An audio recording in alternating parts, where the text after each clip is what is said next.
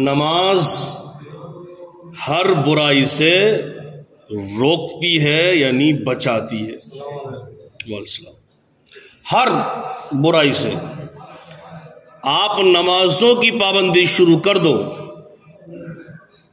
اللہ تبارک و تعالی ان قریب نمازوں کی برکت سے جو ہمارے چھوٹے موٹے گناہ ہیں وہ ایٹومیٹک ان سے نفرت ہونا شروع ہو جائے گی. بس پہلے پابندی شروع کر دو، کیونکہ جو اللہ نے فرما دیا وہ حق ہے اور سچ ہے، اس میں کوئی شک نہیں ہے. اور آپ یہ بھی جانتے ہو کہ ہمارے اوپر سب سے جو بڑا اہم فرض ہے وہ کیا ہے؟ السلام. کیا ہے؟ نماز. سب سے اہم فرض جو ہے وہ ہمارے اوپر وہ ہے نماز. نماز تو ہر حالت میں قائم کرنا ہی کرنا ہے. اگر پیروں میں کوئی عذر ہے، تم کھڑا نہیں ہو سکتے تو بیٹھ کے پڑھو، اور اگر تم بیٹھ بھی نہیں سکتے تو علماء سے مسئلہ پوچھو، آپ لیٹ کر بھی نماز پڑھو، لیکن پڑھو. بہانہ چلتا نا کہ میں یہ بیمار ہوں وہ بیمار ہوں، تو نماز کی وہ اہمیت ہے کہ اگر کوئی ایسی تکلیف ہے کہ ہم کھڑے نہیں ہو سکتے تو بیٹھ کے پڑھو، اور اگر ہم بیٹھ بھی نہیں سکتے تو لیٹ کے پڑھو. اب لیٹ کے کیسے پڑھو گے؟ تو وہ مسئلہ وہی ہے کہ اشاروں میں پڑھی جاتی ہے نماز، یعنی تصور کی دنیا میں چلے جاؤ اور ہاتھ تو باندھ سکتے ہو، اس کے بعد سبحانہ ثنا مطلب کہہ دیا اللہ اکبر، جیسے ہم نے نیت باندھ لی ہے تو اشاروں میں جیسے آنکھوں کا اشارہ کر لو کہ میں اب رکوع میں ہوں، پھر میں سجدے میں ہوں، ہے نا، اشارے سے پھر ہم نماز پڑھیں گے. خیر وہ مسئلے الگ ہیں. تو ہم نے نماز ہر حالت میں قائم کرنی ہے، اور جب ہم نماز قائم کر دیں گے تو اللہ تعالی ان سجدوں کی برکت سے ہماری زندگی کے گناہوں کو معاف فرما دے گا. یہ اکثر ایسا ہوا ہے، حدیث شریف بھی ہے کہ صحابہ کرام رضوان اللہ تعالی عنہم اجمعین نے ارشاد فرمایا، یا رسول اللہ وہ نماز بھی پڑھتا ہے اور راتوں کو چوری بھی کرتا ہے، وہ کیسا نمازی ہے؟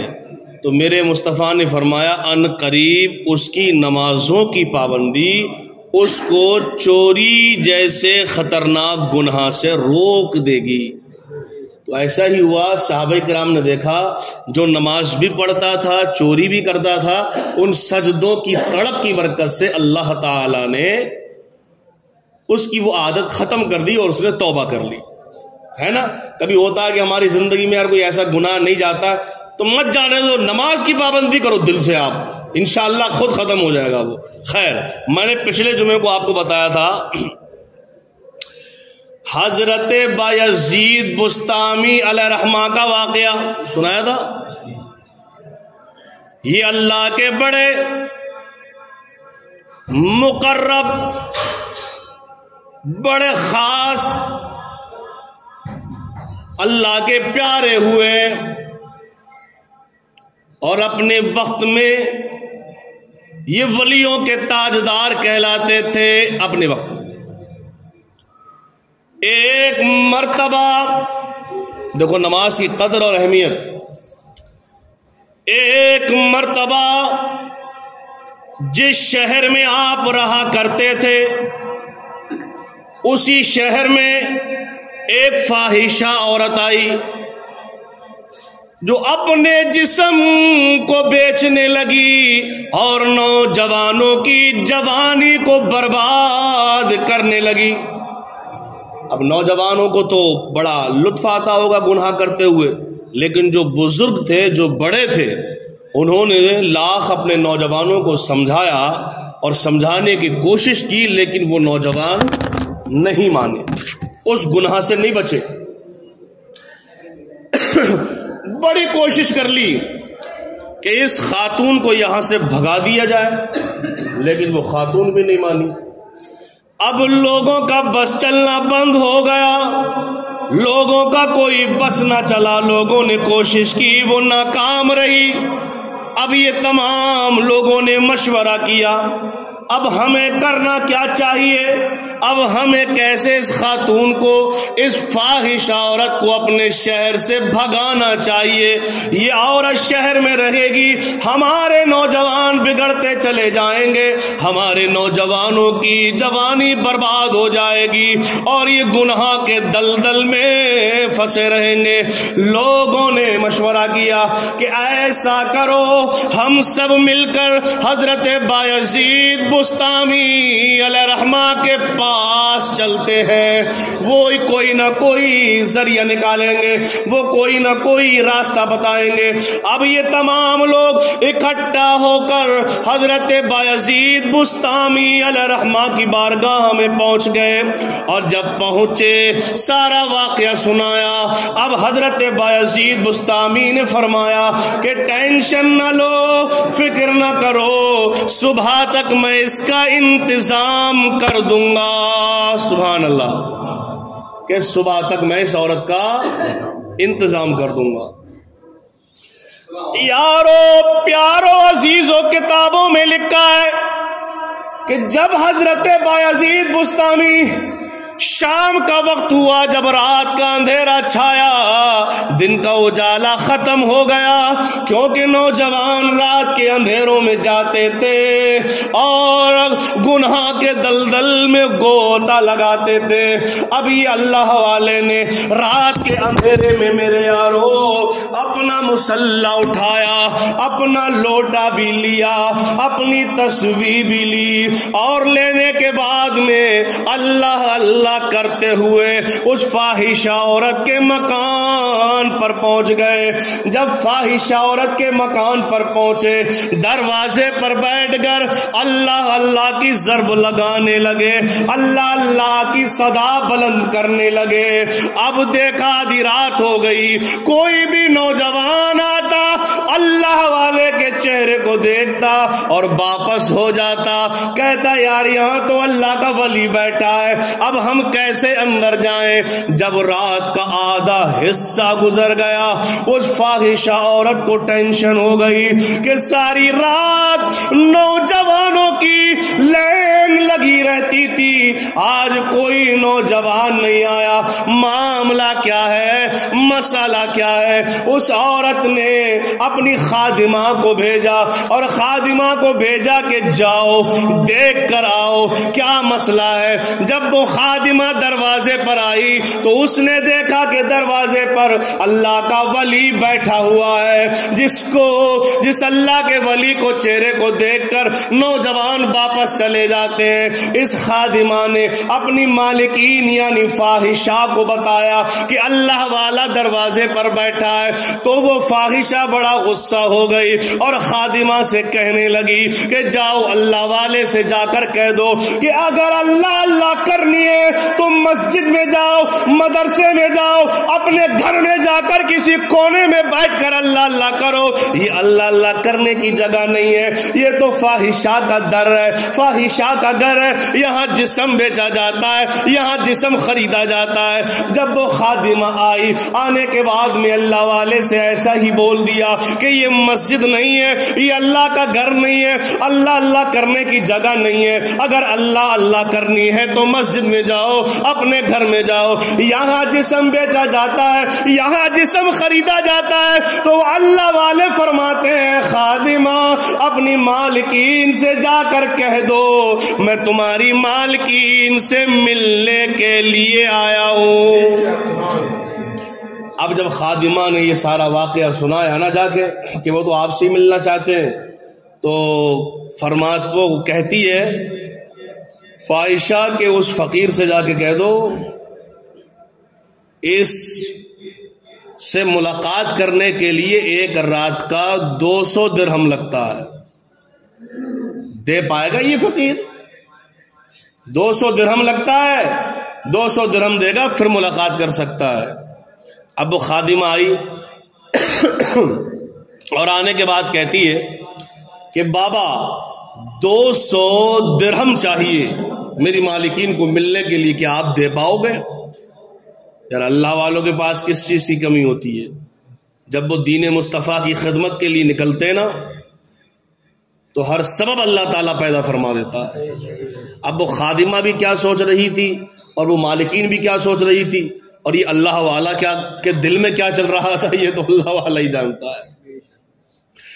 کہا ٹھیک ہے میں تمہیں 200 درہم دے دوں گا۔ مالکین نے کہا جاؤ۔ اب اللہ والے نے اپنا مسلح اٹھایا، اپنی تسبیح اپنے ہاتھ میں لی اور اللہ اللہ کرتے ہوئے خادمہ کے پاس پہنچ گئے۔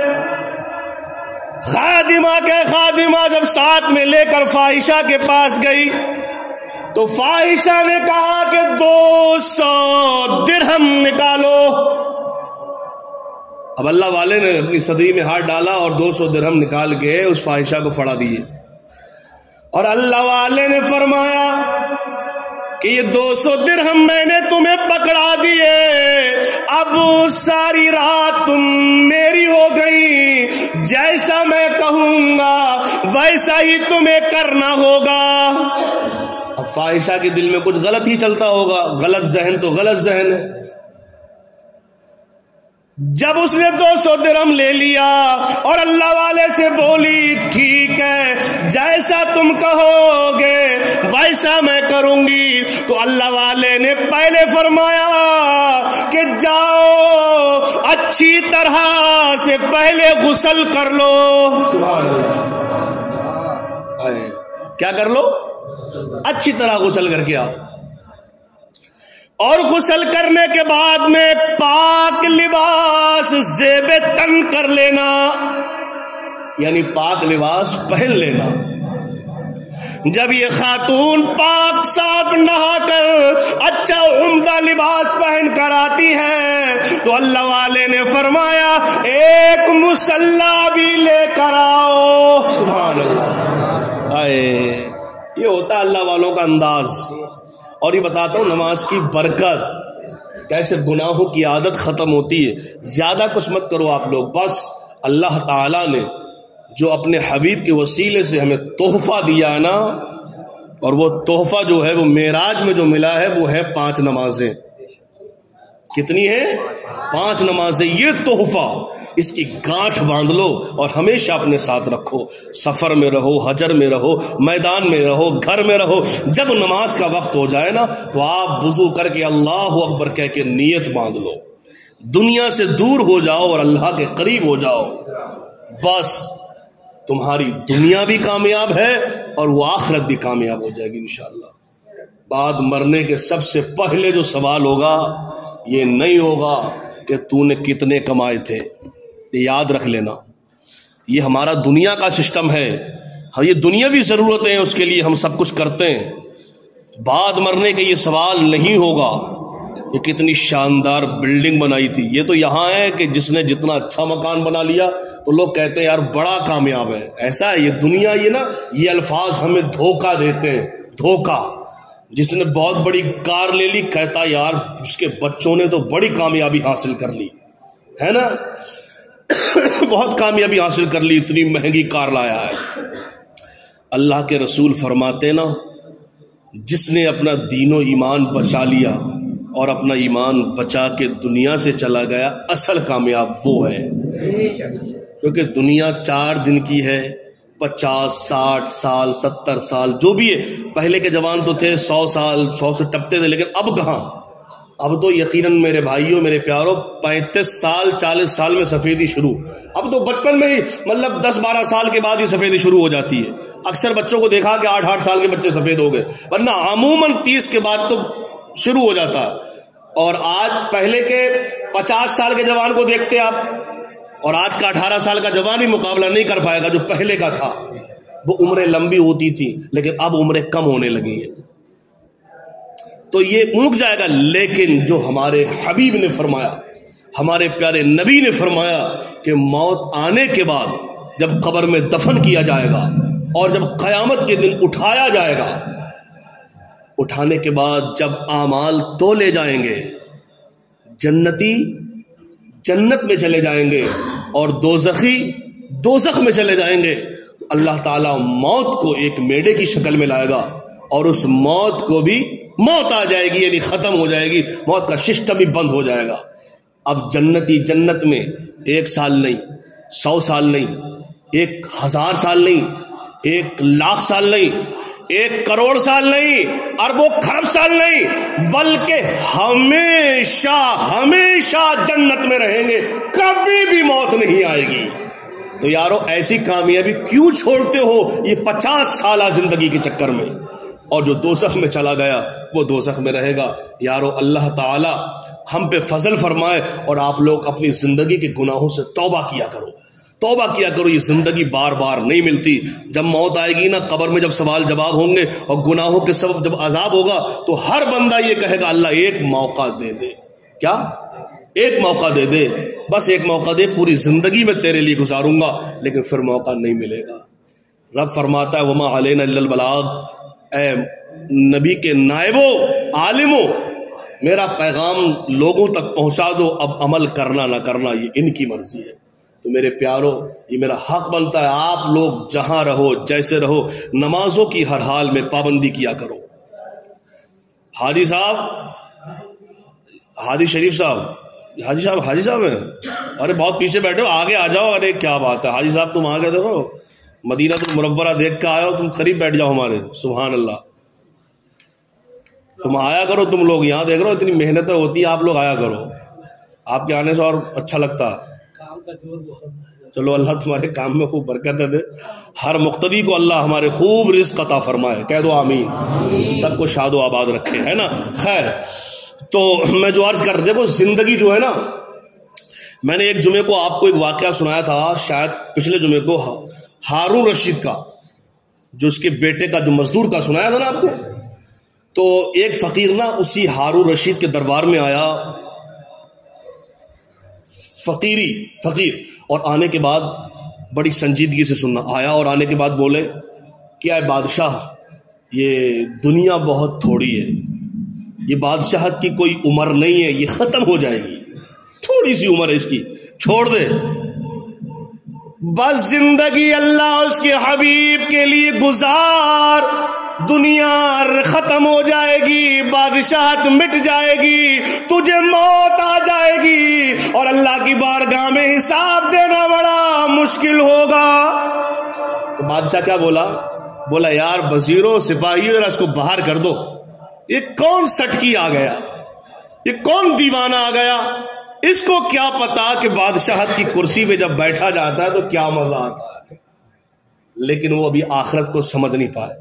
نکال دو، نکال دیا گیا بادشاہ کو، فقیر کو جب نکال دیا گیا، سنتے رہنا توجہ، جب نکال دیا گیا اس کو، پھر آیا ایک دن اور آیا، اور آنے کے بعد پھر اس کو نکال دیا گیا۔ اس نے کہا دنیا بہت تھوڑی ہے، زندگی اللہ اس کے رسول کے لیے گزارو، نمازوں کی پابندی جو بھی ہے نا، کیونکہ جتنی دولت ہوگی قیامت میں اتنا ہی حساب دینا پڑے گا، یہ ہمیشہ یاد رکھنا۔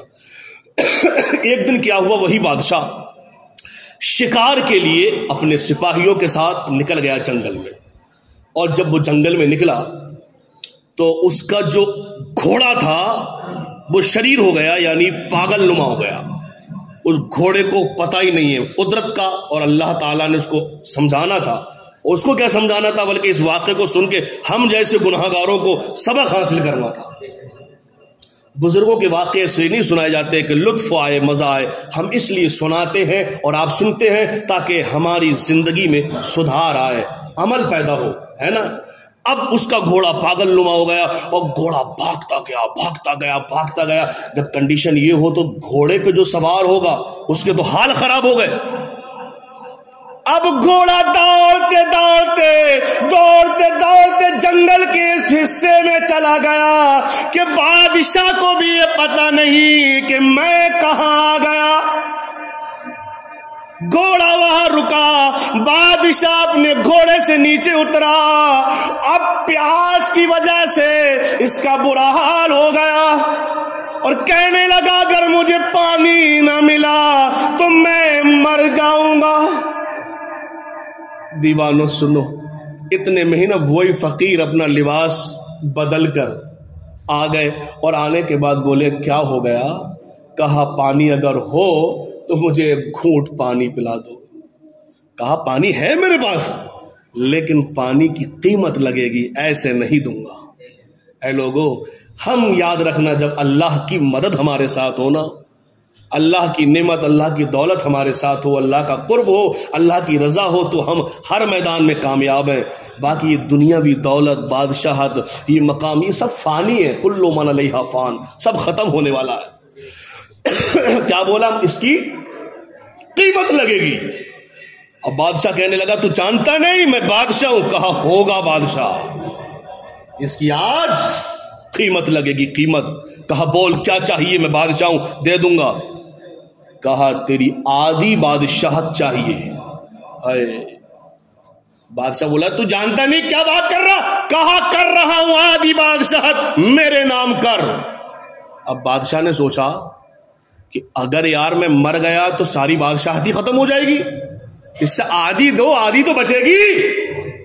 اس نے اپنے اندر سے جو بھی ہوگا، چمڑا لکھنے کا وقت کا زمان جو بھی ہوگا، اس نے نکال لے اندر سے کاغذات، کہا لکھو اور سائن کرو۔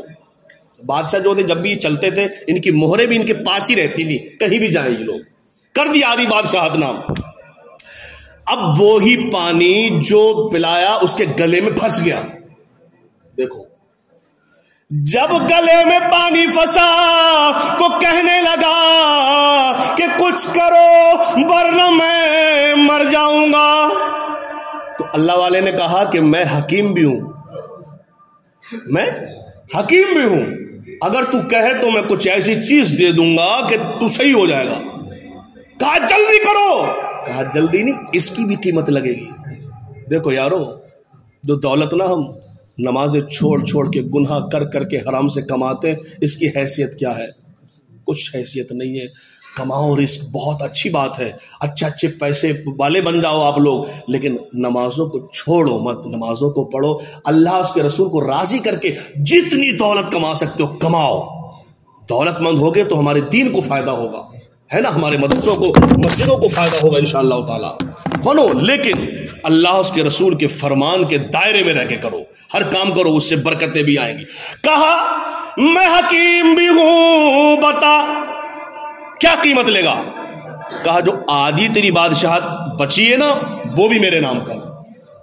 ابھی بادشاہ تو کچھ گھبرایا، لیکن سوچا کہ یار میں مر گیا تو وہ آدھی اور پوری بادشاہت بھی جائے گی، میری جان بھی جائے گی۔ ارے بادشاہت جاتی ہے تو جائے، جان تو میری بچ جائے گی، ہے نا۔ بندے پہ جب آتی ہے تو سب، حاجی صاحب سب جانتے ہو، بندہ کہتا ہے یار میری دولت ختم ہو جائے، سب کچھ ختم ہو جائے، لیکن میرے آنکھیں ہیں یا بدن میں جو روگ بیماری ہے نا جان لیوا، پر وہ بیماری ختم ہو جائے۔ کیونکہ اگر مال نہیں، زندگی تو ہے۔ تو بادشاہ نے جلدی جلدی سب جو تھا اس کے نام کر دی پوری بادشاہت۔ اب بادشاہ کو پھر اس نے وہی پانی کا گھونٹ دیا، وہ دوا بن کے اچھا ہو گیا۔ اب جب اچھا ہوا تو گھوڑا بھی اچھا ہو گیا۔ بادشاہ گھوڑے پہ بیٹھا، اپنے محل پہنچا، سارا واقعہ سنایا، اور یہ اللہ والے جنگلوں میں اللہ اللہ کرنے لگے۔ ایک دن پھر یہی بادشاہ کے دربار میں اللہ کا ولی فقیری لبادے میں پہنچ گیا اور اپنا لباس بدل ڈالا اور کہنے لگا اے بادشاہ، اس بادشاہ کی کوئی قیمت نہیں ہے، اس سلطنت کی کوئی حیثیت نہیں ہے، چھوڑ دے، بس زندگی گزار تو اللہ کے لیے گزار۔ اب بادشاہ نے پھر کہا یار سپاہیوں جلدی باہر کرو اس کو، یہ پھر آ گیا۔ جب سپاہیوں نے باہر کرنا چاہا نا تو میں تمہیں سمجھانا کیا چاہتا ہوں، تو فقیر نے کہا ٹھہرو۔ وہی کاغذ کا ٹکڑا اس نے اپنی صدری سے نکالا، کہا دیکھ تو جس بادشاہت پہ گھمنڈ کرتا ہے نا، غرور کرتا ہے، اس بادشاہت کی قیمت صرف پانی کے 2 گھونٹ ہے، صرف 2 گھونٹ ہے اس بادشاہت کی قیمت۔ تو کیا سمجھے یہ دنیا، یہ بادشاہت، یہ سلطنت کوئی معنی نہیں رکھتی ہے، کوئی حیثیت نہیں ہے۔ اللہ اس کے رسول کی رضا حاصل کر کے میرے یارو دنیا بھی کماؤ اور آخرت بھی کماؤ۔ خیر، تو وہ حضرت بایزید بستامی، بس واقعہ پورا ہے، حضرت بایزید بستامی علیہ رحمہ نے کیا کہا؟ مسلح لاؤ۔ اب مسلح بچھا دیا گیا میرے پیارو. اب ابا یزید بستامی نے فرمایا کہ 2 رکعت نماز کی نیت کر لے. اس خاتون نے 2 رکعت نماز کی نیت کر لی اور کرنے کے بعد میں نیت باندھ لی. جیسے ہی پہلی رکعت کی اور جب اس نے سجدے میں سر رکھا تو اللہ والے نے ہاتھ رب کی بارگاہ میں اٹھا لیے اور عرض کرنے لگے اے اللہ یہاں تک لانا کام میرا تھا, اب اس کے دل کی دنیا بدل دینا کام تیرا ہے. کتابوں میں لکھا ہے کہ جب خاتون نے سلام پھیرا فوراً قدموں میں گر گئی اور کہنے لگی کہ آپ گواہ ہو جاؤ میں اپنے اس گناہ سے توبہ کرتی ہوں. تبھی شاعر نے کہا ہے کہ نگاہ ولی میں وہ تاثیر دیکھی اور بدلتی ہزاروں کی تقدیر دیکھی. تو اسی لیے نماز صرف 2 رکعت پڑھی سچے دل سے اور بزرگوں کی محبت دل میں تھی. اللہ تعالیٰ نے اس کی زندگی کے ہر گناہ کو ختم کر دیا. میرے پیارو میرے یارو اللہ کے پیارے بندو, ہم تم بھی نہ جانے کب ہماری زندگی کی شام ہو جائے. اپنی زندگی کے گناہوں سے زیادہ توبہ کیا کرو. اور آپ یہ ضروری نہیں ہے مسجد میں آپ کو جہاں وقت ملے, کیونکہ دور سے آتے ہو, جہاں موقع ملے نماز ضرور پڑھا کرو. یہ واحد تنہا ایک نماز ایسا ہتھیار ہے جو اللہ تعالی کے قریب تمہیں پہنچا دے گا اور زندگی کے گناہوں کو اللہ اس کی وسیلے سے معاف فرما دے گا. قیامت کے دن سب سے پہلا سوال ہوگا تو یہی ہوگا کہ تیری نمازیں مکمل ہیں یا نہیں. یاد رکھنا. خیر وقت ہو گیا, پھر انشاءاللہ اگلے جمعے ملاقات ہوگی. اللہ پاک سے دعا ہے رب کعبہ تھوڑے سے وقت میں میں نے جو کچھ بیان کیا اس میں غلطیاں خامیاں واقع ہوں اللہ اس کو معاف فرما دے اور ہم سبوں کو ان باتوں پر عمل کرنے والا بنا دے. اللہ ہم میں آپس میں پیار محبت اتحاد اتفاق پیدا فرمائے. کلمہ شریف پڑھو لا الہ الا اللہ محمد الرسول اللہ وما علینا الا البلاغ. السلام